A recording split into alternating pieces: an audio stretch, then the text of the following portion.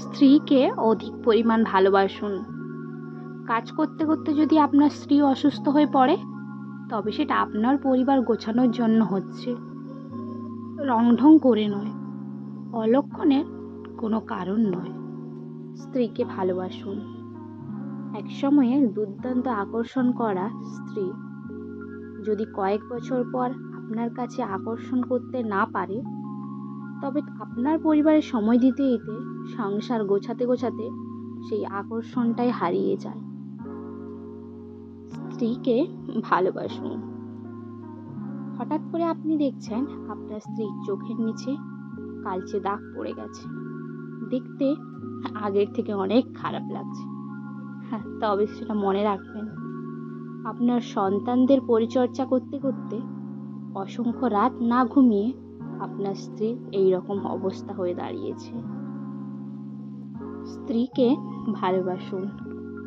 স্ত্রীর হাত যদি কোনোদিন অসুন্দর হয়ে যায়, হাতে ফোস্কা পড়ে যায়, হাতে ছালি ওঠে, হাতের আকর্ষণ ক্রমাগত কমতে থাকে, তবে সেটা আপনার পরিবারের জন্য হয়েছে।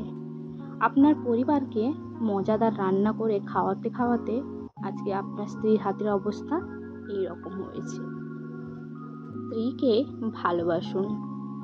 বউ যদি আপনার পরিবারের কথা বলতে ভয় পায়, নিজেকে গুটিয়ে নেয়, তবে আপনাদের পরিবারে অস্বাভাবিক আচরণের জন্য ভয়ে গুটিয়ে যাচ্ছে।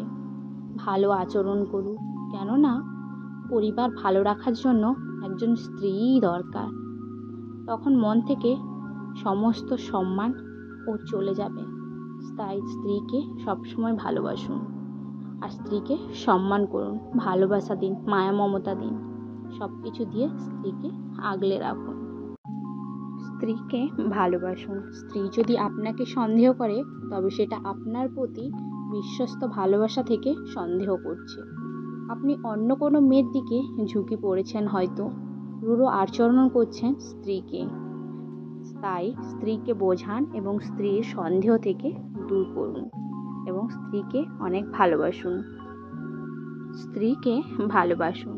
স্ত্রী যদি শারীরিকভাবে শুকিয়ে যায়, এটা কোনো অলক্ষণের কারণ হতে পারে না, বরং আপনার পরিবারে অধিক পরিশ্রম ও চিন্তা থেকে শুকিয়ে যাচ্ছে, এটা লক্ষ্য রাখবেন। স্ত্রীকে ভালোবাসুন। স্ত্রী যদি আপনার প্রতি অসুখী থাকে, মুখ গোমড়া করে থাকে, তাহলে আপনাকে বুঝতে হবে স্ত্রী আপনার মন পাচ্ছে না, আপনি স্ত্রীর প্রতি অবহেলা করছেন। সময় দিতে হবে আপনাকে স্ত্রীকে। স্ত্রীকে ভালোবাসুন। আপনার সংসারে এসে যদি একসময় স্ত্রীর হাতের চামড়াগুলো কুঁকড়ে যায়, তখন আপনি হাতে হাত রেখে ভরসা দেবেন, মৃত্যুর আগে পর্যন্ত আমি তোমার এই হাত কখনো ছাড়ব না। স্ত্রীকে সবসময় ভালোবেসে আগলে রাখতে শিখুন। দিনের শেষে সংসার আপনারই, স্ত্রীও আপনার। কে কি বলল, এতে নাক গলানোর কোনো লাভ নেই।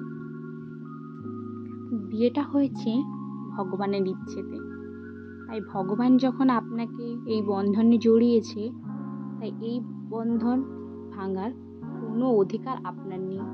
আর আপনার স্ত্রী কোনো উড়ে এসে জোরে বসেনি। স্ত্রীর সাথে ভালোভাবে উত্তম রূপে সময় কাটান, এতে ভগবানও খুশি হবে এবং আপনার পরিবারও খুশি থাকবে। স্ত্রীর সাথে পায়ে পা মিলিয়ে হাতে হাত রেখে চলার অভ্যাস করুন। স্ত্রী কখনো ঘরে অশান্তি ভয় আনতে পারে না। ঘরে অশান্তি আপনার আচরণেই আনতে পারে। আপনার স্ত্রী সুপার মার্কেটে কোনো পণ্য পুতুল নয় যে যেমন আনবেন, যেমন চাইবেন তেমনভাবেই থাকবে। দুনিয়াতে কোনো কিছু পারফেক্ট নয়, পারফেক্ট করে নিতে হয়। এমনি কি দুনিয়াটাও না। আপনিও পারফেক্ট হয়ে দুনিয়াতে আসেননি, বরং পারফেক্ট নিজেই হয়েছেন। পারফেক্ট হয় না, করে নিতে হয়, হোক নিজেকে বা অন্যকে। তেমনি আপনার স্ত্রীও পারফেক্ট হয়ে আসে না, করে নিতে হয়। যদি না পারেন তো বিয়ে আপনার জন্য না, আপনি চিরকুমার হয়ে থাকুন। বিয়ে মানেই দুটো মন, দুটো প্রাণ একসঙ্গে বাঁধা হয়েছে, সেটা আগে নিজে বুঝুন। স্বামী স্ত্রী ঠিক থাকলে কেউ সংসারে ফাটল ধরাতে পারে না। তাই নিজেকে ঠিক রাখুন, একে অপরের প্রতি অগাধ বিশ্বাস রাখুন। এতে আপনার পরিবার এবং আপনিও ভালো থাকবেন। একে অপরের প্রতি আকর্ষণটা ধরে রাখুন। দুনিয়াতে সব কিছু ভালোবাসা দিয়ে অর্জন করা সম্ভব। ভালোবাসা দিয়ে হাজার কষ্টও হ্যাপি থাকা সম্ভব। তাই স্ত্রীকে বেশি বেশি ভালোবাসুন। অনেক সময় স্ত্রী ছোটোখাটো কাজেও ভুল করে থাকে, তাই স্ত্রীর উপরে বোকাঝোকা না করে আপনিও শান্ত গলায় স্ত্রীকে মানিয়ে নিতে পারেন। তাই মানিয়ে নিতে শিখুন। আপনি পরিশ্রান্ত হয়ে এসেও স্ত্রীর মুখে হাসি ফোটানোর চেষ্টা করুন। ভালোবাসুন স্ত্রীকে।